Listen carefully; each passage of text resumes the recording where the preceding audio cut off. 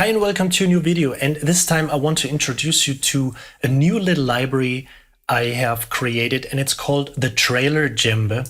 And it's not called Trailer Djembe because it sounds so mighty or so huge, but it is really tiny and stingy, and it does one thing only, but it does really well.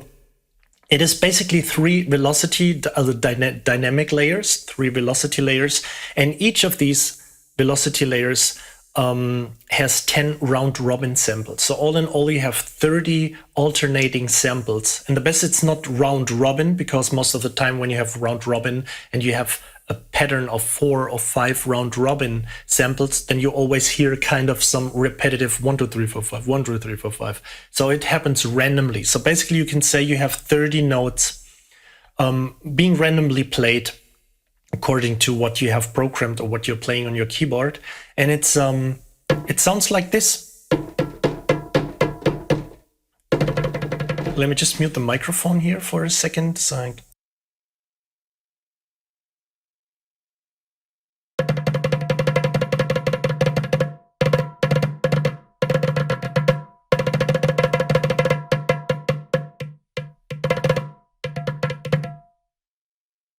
So that's basically it. It's that's why it's just €9.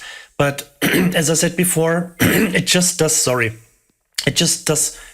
this one thing, but it does it very well.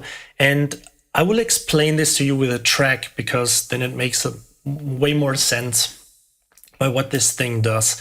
And also one thing I shouldn't forget is that you can always use the mod wheel to control some cutoff filter. So you can create even more dynamics. So let me explain why I did this library and why I called it Trailer Djembe. So let me just mute this part down here, and let me just play you through the end. It's the ending of a trailer track. So there's trailer track stuff going on, blah, blah, blah.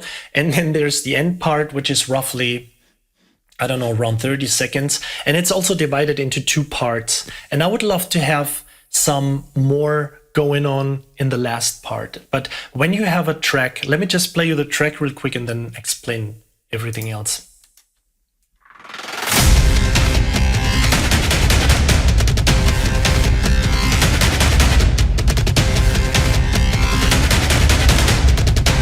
Now the second half.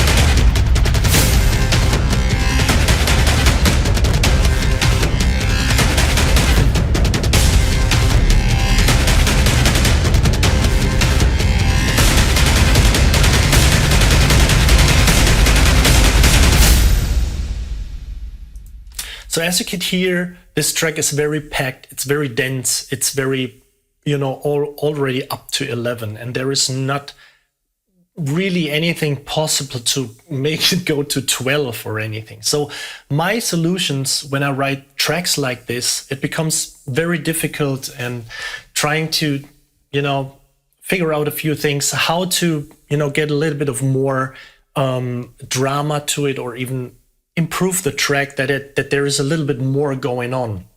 So one solution would be to trim down the previous part, to trim down the first half, and see if we could mute a track, or turn down some of the velocities, whatever. And or the other solution would be to just introduce something which adds even more drama and more pulse, but sticks through all these epic arrangements, And the track is pretty hard compressed and limited, and there is not really anything bigger possible. So I always love to sneak in little percussions which can play very repetitive and fast passages. So in this case, this is just, sorry, let me just solo my vocal track here. So let me just play this track down here I created with the Trailer Djembe, and it's basically just 16th notes. And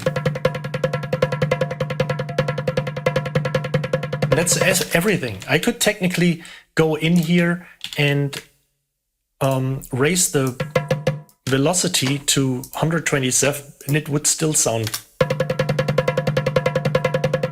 and it still wouldn't sound repetitive. And I created this little library because there is always, when you load in tiny percussions or small percussions, you either don't have enough round robin or random samples, you have limited velocities, or the velocity is so high that you just don't hear the very soft dynamics. So when you listen to this, to the lowest dynamics, it's still loud enough to be there. And when you hit real hard, let me just mute my microphone.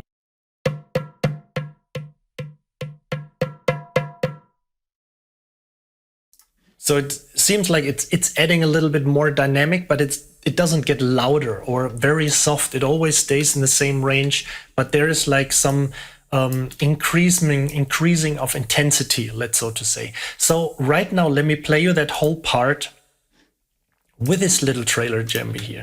So as I said before, when I can't go past 11, I try to sneak in all that little stingy stuff. And I bought this this little djembe. It's like this big, seriously, and it doesn't do much, but it just sounds stingy as hell. And I really love to putting this into my trailer tracks, especially on these tracks where it has to go to, and the universe is going to explode or whatever, and you simply still want to add a little bit of more drama or pulse or some kind of, a few stressy action-paced elements. So let me just play you the track and how it sounds with this little trailer djembe here.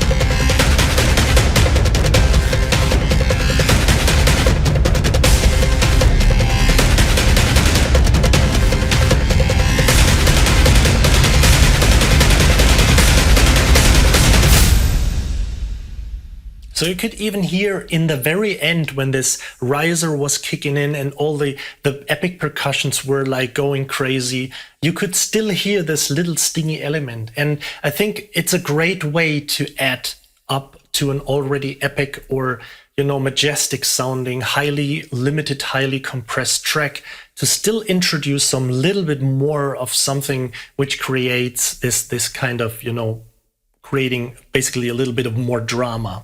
And that's why I came up with this library. So as I already said, the technical stuff.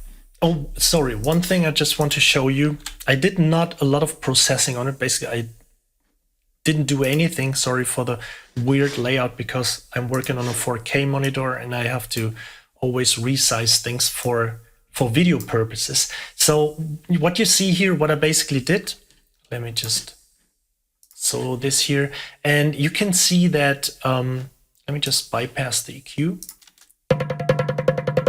So the library has some 500 Hertz stingy stuff going on here. This is cool to have, so I left it in here, but it's for this track. I don't want to have this woodish sound. I just want to have something which adds these fast 16th notes. And that's why I just got rid of this a little bit, like minus 3.5 dB, and adding some of the high frequencies around 4, 5, 6K-ish something. So let's listen to this without and with Q.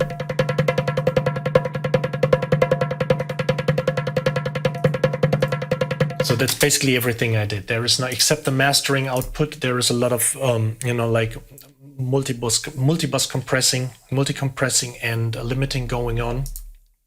But as for this little track here of where I'm featuring the trailer djembe, there's not much happening. Okay, so the technical stuff again, you have 30 alternating notes, you have 3 velocity layers, and you have 10 round robin or random samples for each of these layers.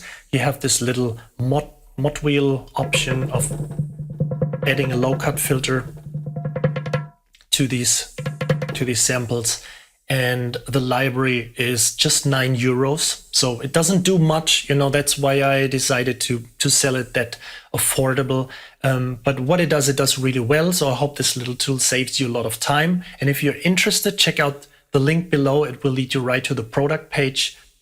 And if you have any questions, let me know. I'll try to get back as quick as possible and answer everything you want. And as always, thank you for watching. Make sure to subscribe to my channel or give this video a like or a thumbs up, which is the same. But thank you for watching and hope to see you soon next time. Bye.